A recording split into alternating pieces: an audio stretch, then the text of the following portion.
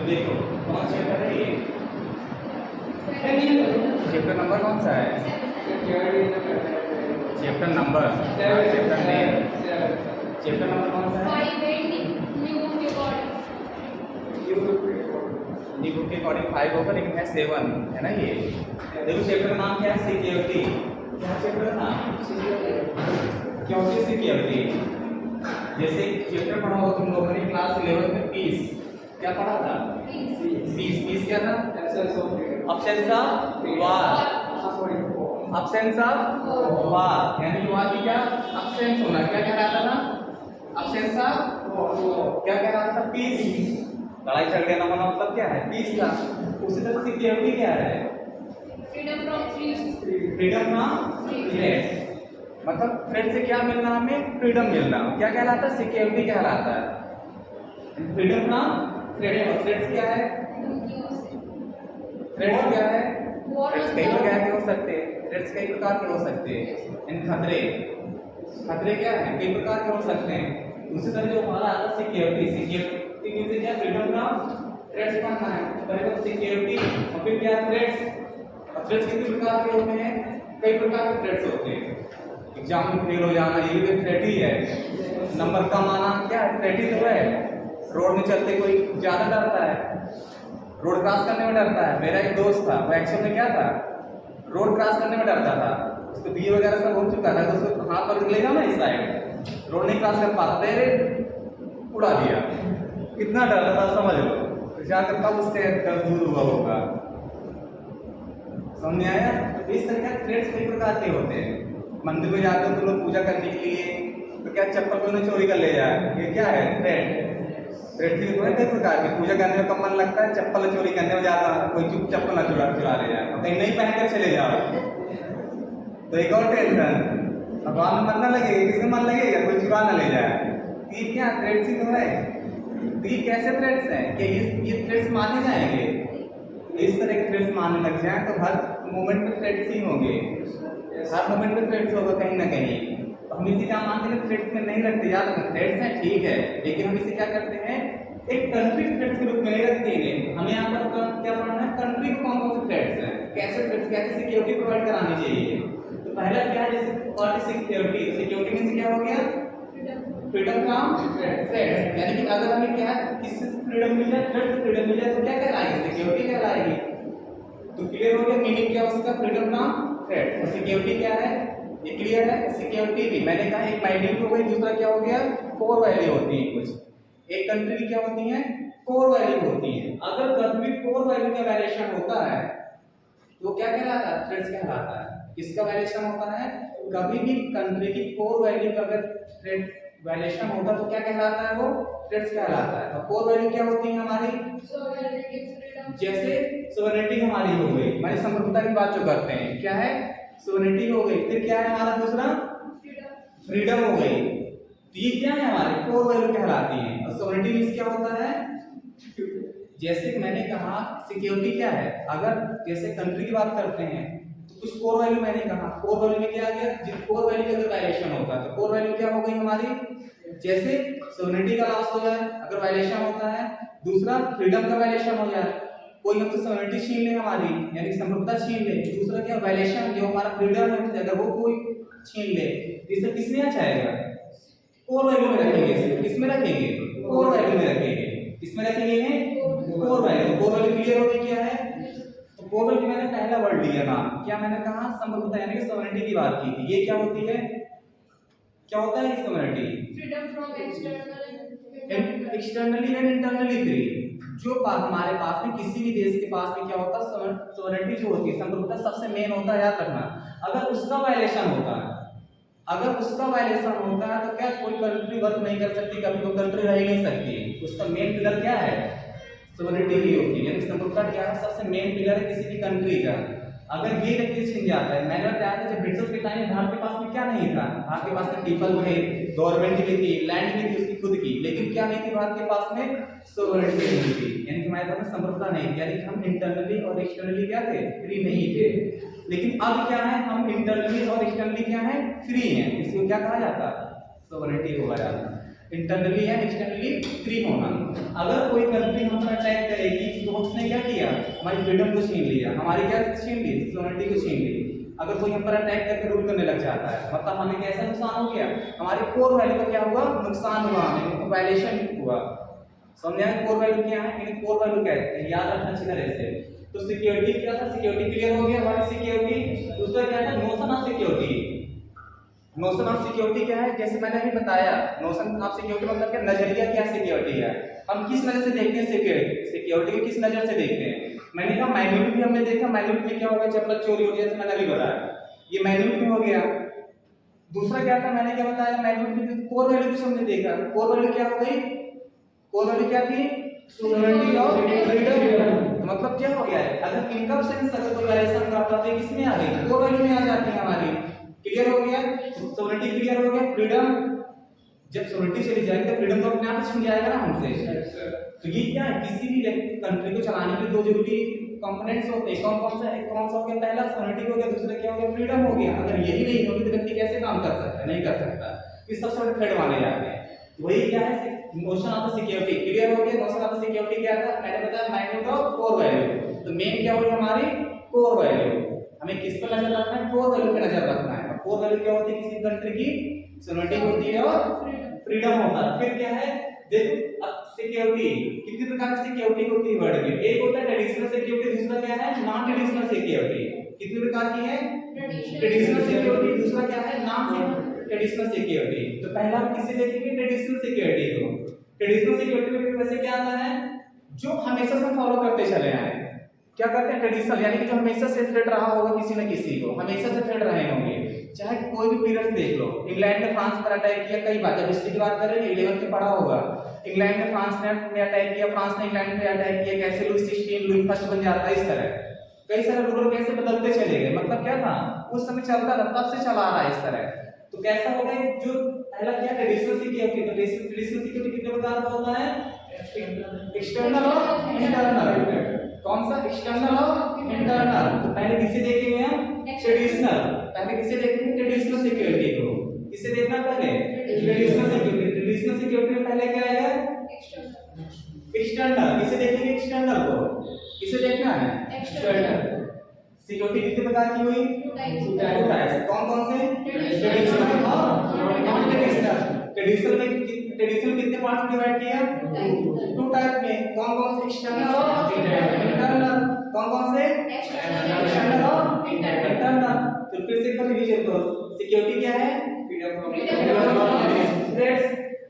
Notion of security क्या है, minute और कोर वैल्यू। कौन कौन से, कोर वैल्यू।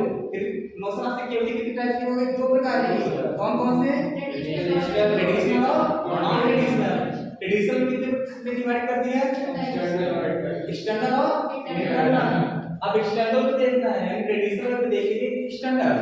तो एक्सटर्नल में कितने कम, देखो यहाँ पे आप, ये क्या है, ट्रेडिशनल देखना है। ट्रेडिशनल क्या, एक्सटर्नल को देखना था। एक्सटर्नल पहला क्या आएगा हमारा, मिलिट्री थ्रेड्स। क्या आएगा पहला, मिलिट्री थ्रेड्स। ये क्या है, मिलिट्री थ्रेड्स क्या है, कोई भी दूसरी कंट्री इस कंट्री के मिलिट्री के अकॉर्डिंग सबसे बड़ा जो थ्रेड होता है, याद रखना अच्छी तरह से, सबसे बड़ा थ्रेड क्या माना जाता है, मिलिट्री थ्रेड है। जैसे भारत किससे बॉर्डर शेयर करता है, चाइना से भी बॉर्डर शेयर कर रहा है, पाकिस्तान से भी बॉर्डर शेयर कर रहा है। तो हमारे लिए सबसे बड़ा थ्रेड कौन सा है, पाकिस्तान है कि चाइना है, चाइना। सबसे बड़ा थ्रेड कौन सा है, चाइना। पाकिस्तान को हम तो समझते ही नहीं, पाकिस्तान को कुछ नहीं समझते। अगर हम तैयारी कर रहे हैं अपने आप को प्रोटेक्ट करने की, तो किससे तैयारी कर रहे हैं प्रोटेक्ट करने की, जब पाकिस्तान से कर रहे हैं क्या, नहीं कर रहे। हम किससे प्रोटेक्ट कर रहे हैं अपने आप को, चाइना से प्रोटेक्ट कर रहे हैं। कि चाइना के पास हम किससे टक्कर लेने की बात करें, चाइना से टक्कर लेने की बात करते हैं, यानी चाइना को हम डिफेंड कर, उससे डिफेंड होने की बात करते हैं, उस पर अटैक करने की बात करते हैं, ना कि पाकिस्तान से। पाकिस्तान को कुछ समझते भी नहीं है, ना वो है कुछ। अरे बात समझ में, तो सबसे बड़ा थ्रेट हमारे लिए कौन सा है, चाइना है। तो चाइना कैसे अटैक कर सकता है, सबसे बड़ा कि भारत से ज्यादा आर्मी किसके पास में है, चाइना के पास में है। हमारे लिए सबसे बड़ा थ्रेट कौन सा है, चाइना है। उसका सबसे बड़ा थ्रेट कौन सा होगा, मिलिट्री का। कौन सा थ्रेट होगा, मिलिट्री का। क्योंकि मिलिट्री क्या करती है, कई तरह से नुकसान करती है मिलिट्री। मिलिट्री क्या करती है, कई प्रकार से नुकसान पहुंचा सकती है, आर्मी वगैरह में हो गई। पहले क्या है, मिलिट्री थ्रेट्स की बात की हमने, इसकी बात कर रहे हैं मिलिट्री थ्रेट्स की। मिलिट्री में क्या, मैंने कहा सबसे किसी भी देश में क्या मिलिट्री सबसे मेन रोल प्ले करती है अटैक करने का। तो क्या हो गया, सबसे पहले मिलिट्री थ्रेट्स है, दूसरा क्या है threats of war. Threats of war. Threats of war क्या है, मिलिट्री अटैक करेगी, मिलिट्री किसी देश की सबसे थ्रेट क्या माना जाता है, मिलिट्री को माना जाता है। तो मिलिट्री क्या कर सकती है, अटैक कर सकती है।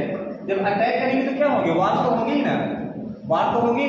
फिर क्या हमारा बैलेंस ऑफ वार देखेंगे। बैलेंस ऑफ वार क्या है, हमें सब बैलेंस ऑफ वार को देखने के सबसे पहले ये देखना पड़ता है कि हमारा पड़ोसी है कौन। जैसे मैंने क्या कहा, चाइना और पाकिस्तान। कौन है, चाइना और पाकिस्तान, और भी बांग्लादेश है, लेकिन बांग्लादेश ज्यादा टेंशन नहीं होती, अरे बस क्योंकि हमारे मित्र राष्ट्र की तरह वर्क करने लग जाते हैं। लेकिन सबसे बड़ा जो थ्रेट हमारे लिए क्या है, चाइना और पाकिस्तान का है।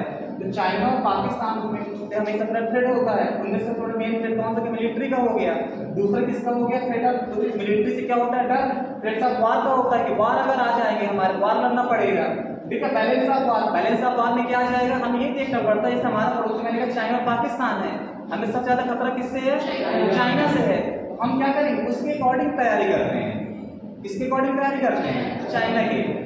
चाइना के पावर कहते हैं कि चाइना कैसी कंट्री है, चाइना के पास में कितनी मिलिट्री है, उसके पास में कितने इक्विपमेंट है, किसके पास में, चाइना के पास में।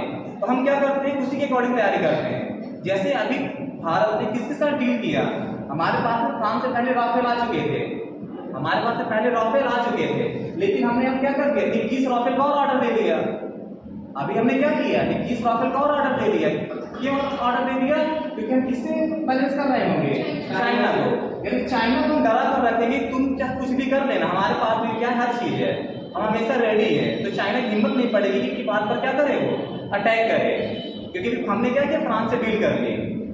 आएगा समझ में आता कि इस तरह क्या है, हम क्या करेंगे, उसकी पावर को समझेंगे, फिर हम क्या करेंगे, अपने आप को मजबूत करेंगे। ये क्या, बैलेंस ऑफ वार की बात करेंगे।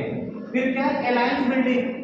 अलायंस बिल्डिंग क्या है, जैसे ग्रांड अलायंस का नाम सुना होगा, तो ग्रांड अलायंस क्या है, बहुत सारी पार्टियां। ग्रांड अलायंस क्या था, जब बहुत सारी पार्टियां मिलकर के एक साथ इलेक्शन वगैरह लड़ती हैं, तो क्या कहते हैं, ग्रांड अलायंस कहलाती हैं। यहाँ पर क्या था, पार्टी इलेक्शन तो लड़ नहीं रही, तो अलायंस मतलब क्या था, जब बहुत सारी कंट्रियां क्या करेंगी, आ जाती हैं, तो अलायंस बनाती हैं। वो अलायंस मतलब एक ग्रुप बना लेती हैं। तो ये क्या है, जैसे नाटो क्या था, अलायंस ही तो बनाया था, वार्सा क्या था, अलायंस ही था। आज भी अलायंस वर्क करते हैं, याद रखना, आज भी क्या है, अलायंस वर्क करते हैं। जैसे मैंने बताया था, जापान पर अगर कोई अटैक करता है तो किस पर अटैक माना जाएगा, अमेरिका पर अटैक माना जाएगा, क्योंकि किसको, अलायंस नहीं बनाया उसने, लेकिन किसी तरह सिक्योरिटी की रिस्पॉन्सिबिलिटी किसने ले रखी है, अमेरिका ने ले रखी है। किसने ले रखी है, अमेरिका ने ले रखी है। क्लियर हो गया यहाँ तक। अब देखो यहाँ पे पहला क्या था, थ्रेट्स ऑफ वार। पहले देखो मिलिट्री में, मिलिट्री थ्रेट्स क्लियर हो गया था, मिलिट्री थ्रेट्स है क्या। अब मिलिट्री थ्रेट में क्या आएगा, थ्रेट्स ऑफ वार, यानी वार हो जाता है, थ्रेट कौन कौन से आ रहे हैं। तो पहला क्या करेगा, कोई भी देश जब युद्ध करने के लिए उतरेगा तो क्या करेगा, ये अपने आप को सरेंडर कर देगा। जैसे अगर सपोज करो इंडिया और चाइना में लड़ाई हो जाए, और इंडिया 1950 वाला इंडिया हो और चाइना आपका चाइना हो, तो क्या तब लड़ाई हो सकती थी, नहीं हो सकती थी। हम क्या करेंगे, या तो हम सरेंडर कर देते, क्या कर सकते थे, सरेंडर कर सकते थे। यही तो हमारे पास में चारा होता ना, क्योंकि लड़ सकते नहीं, अगर लड़ेंगे तो मारे जाएंगे, सबको मालूम है। तो बेवकूफी होगी लड़ाई करना, सरेंडर कर तो पहले ही, तो क्या कर देगा वो, सरेंडर कर देगा अपने आप को। यही तो होगा ना, जब कोई व्यक्ति अटैक करता है किसी भी देश पर, कि आपस में कोई व्यक्ति लड़ जाता है, तो देख लेता सामने वो खली जैसा व्यक्ति खड़ा है, और कोई बिल्कुल से 2 फुट का 4 फुट का इंसान खड़ा है, तो क्या करेगा, पहले सरेंडर कर देगा, माफ करो। लड़ेगा क्या उससे, कोई नहीं लड़ेगा। उसी तरह की भारी भरकम कंट्री आ जाए लड़ने के लिए, तो छोटी कंट्री क्या करेगी, सरेंडर कर देगी। उसके पास में 3 ऑप्शन हो गए। पहला क्या हुआ, सरेंडर करने का ऑप्शन हुआ, क्या कर सकता है, अपने आप को सरेंडर कर सकता है। क्लियर। दूसरा क्या कर सकता है, प्रिवेंट, उसे रोकने की कोशिश करेगा। क्या करेगा, उसे रोकने की कोशिश करेगा, यानी डिटरेंस की पॉलिसी आएगी। रोकेगा कैसे, वार डिटरेंस कह सकते हैं इसको।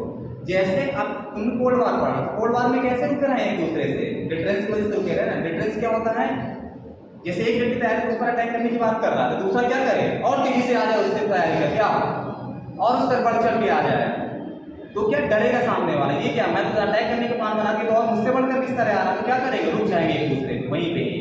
वो क्या कहलाएगा, वार ऑफ डिटरेंस कहलाएगा। क्या कहलाएगा, डिटरेंस से जब रुक जाता है, मतलब कि लड़ाई नहीं होती उसमें, लेकिन क्या मौके की तलाश में रहते हैं, लेकिन लड़ नहीं पाते, क्यों, देखने की तैयारी क्या उसकी और मजबूत तैयारी चल रही है, हमसे ज्यादा तैयारी चल रही है मजबूत, तो क्या करेगा, लड़ाई नहीं करते। समझ में आई बात कुछ, तो क्या करते हैं, लड़ाई नहीं करते।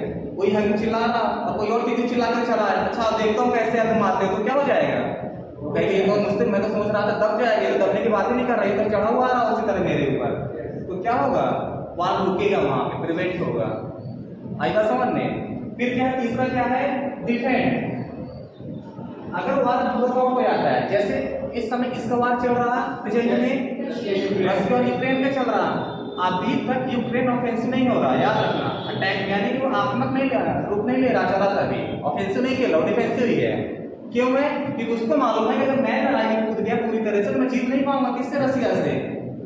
तो क्या कर रहा है अपने आप को, डिफेंड बस कर रहा हो। क्या कर रहा है, कोशिश कर रहा है, डिफेंड होने की कोशिश कर रहा है। बल्कि उसको सपोर्ट बहुत मिल रहा है, हर एक कंट्री सपोर्ट कर रही है, इसके नाम पे पूरा सपोर्ट है कर रही है, इनडायरेक्ट वे पे, खुल करके नहीं सपोर्ट कर रहे हैं। नहीं, यूक्रेन की हिम्मत कैसी थी कि जब 2 साल हो जाए, 2 साल होने वाले बाद किसते हुए, वो 2 महीने नहीं टिक पाता, लेकिन इस तरह चला रहा, कहाँ से चला रहा वो, यूक्रेन अमेरिका की सपोर्ट से, यानी नाटो की सपोर्ट से, क्या अभी तक टिका हुआ है। लेकिन जिस दिन ये युद्ध खत्म होगा उस दिन ब्रिटेन क्या होगा, नेक्स्ट अफगानिस्तान बन जाएगा। अफगानिस्तान आज क्या है, खाने के लाले पड़े हैं। इससे ऐसी कंडीशन होगी यूक्रेन के साथ में, इतना कर्ज होगा इसके साथ में, इसको 100 साल लग जाएंगे कर्ज चुकाने में। इतना पैसा खर्च कर चुका है, ये खर्च हो रहा है, तो कहाँ से पैसा आएगा। अमेरिका तो अपने हथियार बेचने के लिए कुछ भी करेगा, तो इनको मालूम नहीं है क्या कर रहे हैं, हम फंसे जा रहे हैं। इनको कौन समझाएगा कि हम फंसे जा रहे हैं युद्ध में। अमेरिका ने तो अपनी पॉलिसी खेल ली, उसने हथियार बेच रहा, वो जानते हैं यूरोप का मार्केट इसी में टिका हुआ है, हथियार बेचने में। वर्ल्ड में टेंशन बनी रहे, हम क्या करेंगे, अपने हथियार बेचते रहेंगे। तो वही है, क्या कर रहा है, हथियार बेचने, उसकी पॉलिसी तो सफल हो गई, यूक्रेन को उन्होंने पकड़ बना दिया पूरी तरह से अपना। आज क्या कर रहे हैं, हथियार बेचकर तू पैसा कमाएंगे। कौन पैसा कमाएगा, अमेरिका पैसा कमाएगा, यूरोप के देश पैसा कमा रहे हैं, जिससे यूक्रेन से आज पैसा नहीं मिल रहा, लेकिन फ्यूचर मिलेगा ही पैसा, उससे जाएगा कहाँ देश को। तो इस तरह तो क्या होगा, डिफेंड करने की कोशिश करेगा, जिस तरह यूक्रेन कर रहा अपने आप को, अभी अट्रैक्ट नहीं हो रहा, अट्रैक्ट नहीं जा रहा था, ऑफेंसिव नहीं हो रहा, जिस अटैक करने में आ जाएगा, उसने देखा था क्या होगा, लेकिन अभी ऐसा कुछ नहीं कर रहा। क्लियर हो गया यहाँ पर क्या है, समझ में आ गया, कोई डाउट इसमें। तो ये क्या था, सिक्योरिटी का हमने क्या पढ़ा, ट्रेडिशनल वे। अब नॉन ट्रेडिशनल देखेंगे, इंटरनल।